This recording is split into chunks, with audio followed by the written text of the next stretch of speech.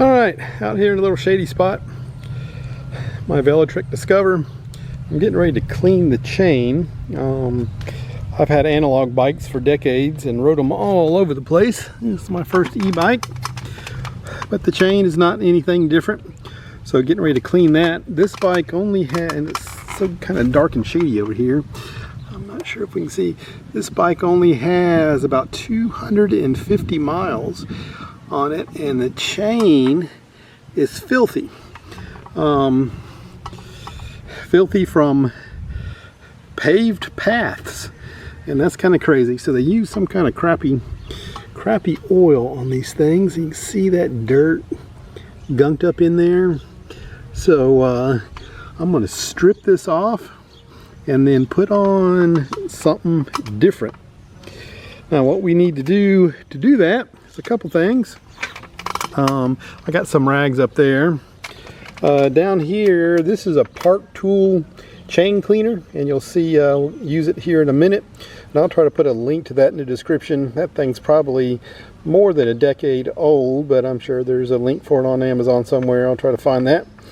Just some dish soap, some brushes, case of beer.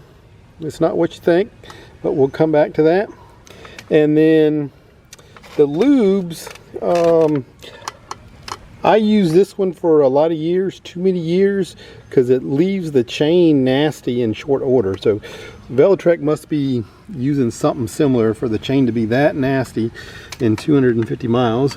I switched to this over time. It is much better, but it's still, the chain lasts many more miles before it gets all nasty and dirty. But it's still probably not the greatest in my opinion.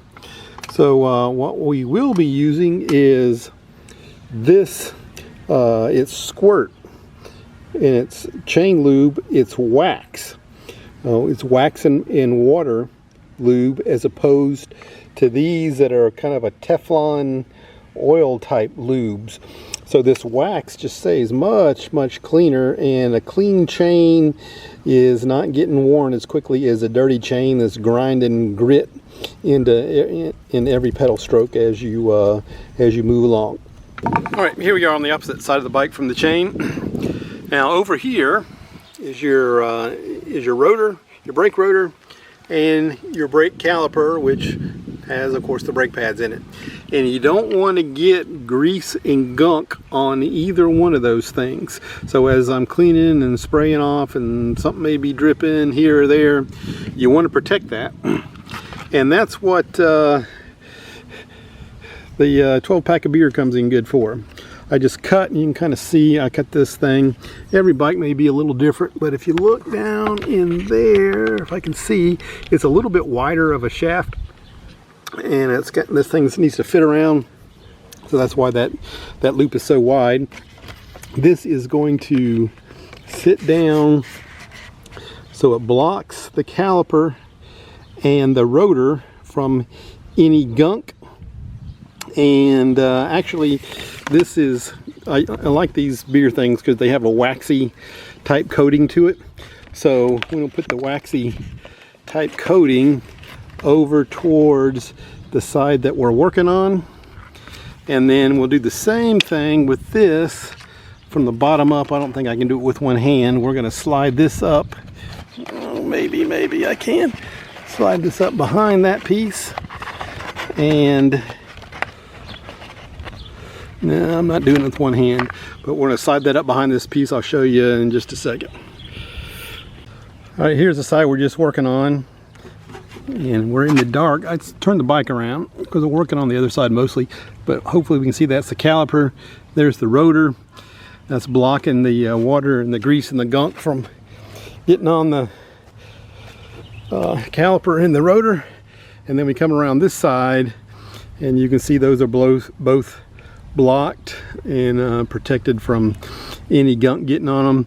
And then maybe from this direction we can see a little more of the gunk in the chain than before, but like I said, it's pretty gunky for 250 miles on paved trails.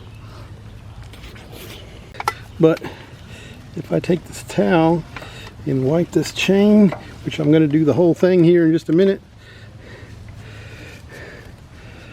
Look at that.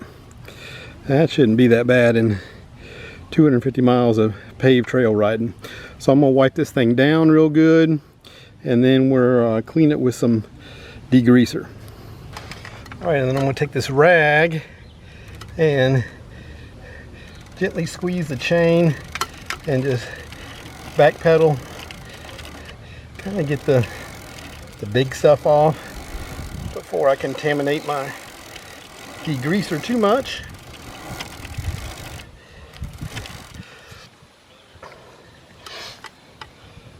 All right, it's already looking better.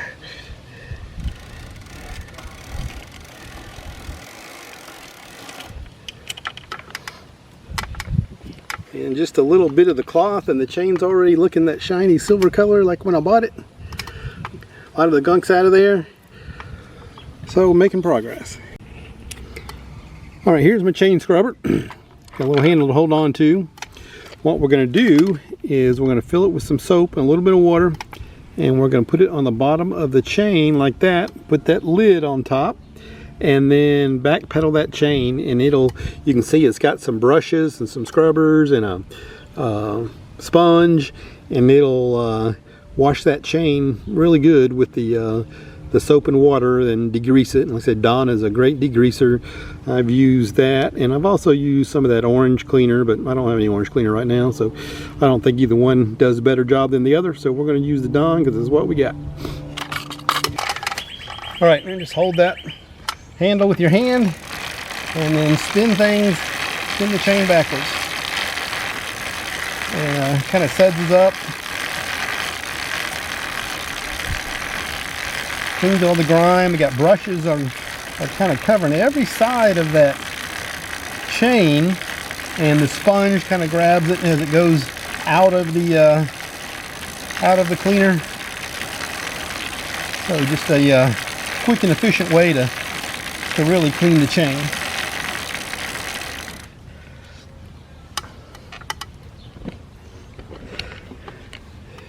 All right, you can see how sudsy those brushes and gears are in there, and it's kind of suds up the chain.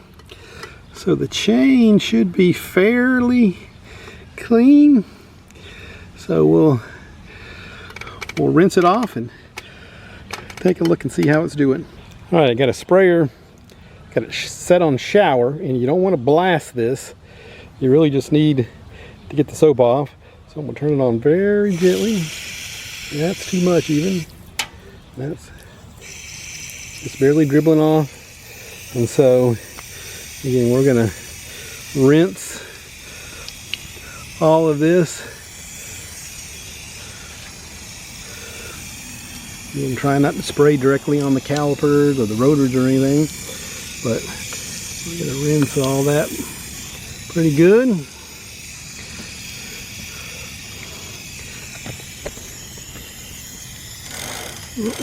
Out of camera, but just turn this chain around a little bit and get this piece as it goes over. So hard to film and do things with one hand, but I think you get the picture. Just gently rinse it off. All right, and then we're going to clean up all the gears, but we're going to get the toothbrush, and again I got to turn that cog around. Can't turn the cog and hold the camera, and we're going to brush all of these gears. I'll do a little better job than I'm doing at the very moment, but we're going to clean up all these gears. I've got the chain on the highest gear, which is the smallest wheel right now, so I will eventually move it up to the bigger one and clean that bottom wheel, and I'll do that very last. So just kind of going down around every ring of gears and just kind of brushing them with the brush and turning the gears at the same time, just so all that gets good and clean.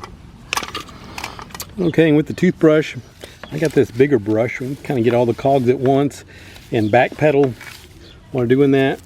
And then clean, you got 2 cogs down here. Make sure you clean both those cogs. They're not very dirty. Again, it's nearly new. And then of course clean the front chain sprocket. And everything's got a good wash down.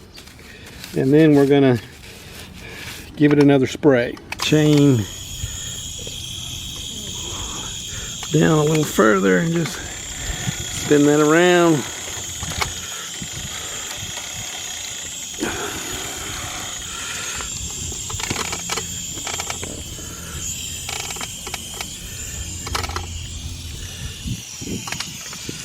Still got a little bit of soap back here.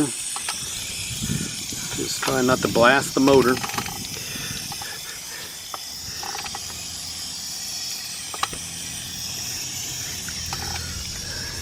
Alright, everything's fairly well rinsed. Alright, I'm going to do one more back pedal on the brush. Got some clean soap in there. I don't know if I got a good shot of this earlier, but you can see, I can't touch it, it'll fall off. You can see that scrubs on the sides of the chain there. That scrubs in between the links. And then there's another one on the top that scrubs in between links. And then that sponge kind of wipes it off as it heads out of the cleaner. So again, very, very efficient cleaner. So I'm going to make one more round on that. Alright, a couple more turns around with the chain washer. You can see it's very sudsy. So it should be pretty clean. Nearly as clean as when it was new. I'm going to rinse that off once more. Okay, and then after washing, we're going to give it a little bit of a dry. Just to wipe down. Get the dripping water off of it. You can see that's what we were wiping before we cleaned, and that's what we wiped just now. So it's not perfect, but I don't think it'll ever be. At least I've never gotten perfect, but it's lots cleaner than it was. So now we are not going to put the chain lube on yet. I'm going to let this sit for at least 24 hours so it's completely dry. We don't want any water in there. And we got when we put the lube in, because we don't want the water taking up some space that we want lube taken up. So that'll be another day. The magic of YouTube. It'll seem like mere seconds. Okay, it's the next day. Now time to lube the chain. This chain does not have any kind of a quick link or a way to separate it. So what I'm going to do is I am going to make a mark with just a magic marker or a permanent marker or a Sharpie. What the heck, I can't think of the name. So with the Sharpie, so I know where I'm starting, and then I know where I end as I move the chain around. Now again, we've got this Squirt Wax Lube, so we're not going to get the grease and buildup that we had on the chain before. And there's 2 schools of thought to lube a chain, and people will argue to the death over both of them. And I kind of see the point for both of them. So, but I'm going to do it both ways instead of just arguing for one way. Get 2 rounds on it. So the first way is to lube at the bottom of the chain here, because as this chain goes through the gears, it's going through this gear, that's what touches the gears. So that makes some sense. And then the other way is to lube at the top of the cassette, and there's reasons for that. We'll talk about that when we get there. So you just need like 1 drop on every link. You don't want it all over the chain. You just want 1 drop in every link. Outside is not part of the process. Just the 1 drop on every link. And it's kind of tedious, and the pedal's getting ready to go into the camera, but I guess that's okay. Put the camera too close. Move the camera over a little bit because I can't get the pedal pass now.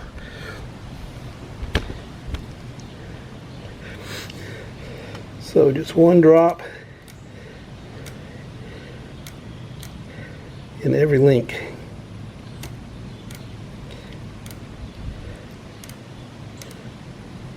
And we're going to go all the way around the chain back to our black dot. I won't make you watch all this, but that's what we're going to do. Alright, we made it all the way around. I don't know if you see the black dot earlier in the picture, but there's the black dot. So we made it all the way around with just one drop in each link. You can kind of see some of them still sitting there. Some of that white still sitting there. You can see what dribbled on the tire. Didn't hurt anything, but we'll wipe that off. And then we need to let this dry. Excuse me. I think the directions mention 4 hours. I'll probably let it for a day, and then I'm going to lube it the other method because the chain is completely stripped bare, or really close to stripped bare now. And then the last thing I'm going to do before I quit for this round is I'm going to put a little drop of this. You can see I get a little bit there already in every point at the derailleur mechanism moves. So that just kind of helps keep that mechanism lubed up. And then we will cycle that derailleur a little bit and cycle the chain just a little bit, and then just let that derailleur move up and down a little bit and work some of that stuff into those little joints just to keep it running good and smooth. Alright, we'll let this dry probably a day, and then we'll come back and lube it the other way. Alright, the directions, which I just read instead of reading them before like I should have, say do that initial application and then wait 5 minutes and then do a second application. So my second application I'm going to do at the top of the chain, just over the cogs here. And the reasoning I see people post on that is as this chain goes around those cogs, it goes around that one and it goes back this way and around that one, so it makes that S loop through there. As the chain does that S loop, all the little crevices and crannies open up and shift, and it gets the lube into the spaces between the links. That's what you want. So I'm going to do that now and re-lube the chain. You see I've got, well, maybe you can see I got my dot right there. It's right at the top now, so I'm going to start at that point and go around. Okay, here I am at the top of the cogs, and again we're just going to do one drop on each link.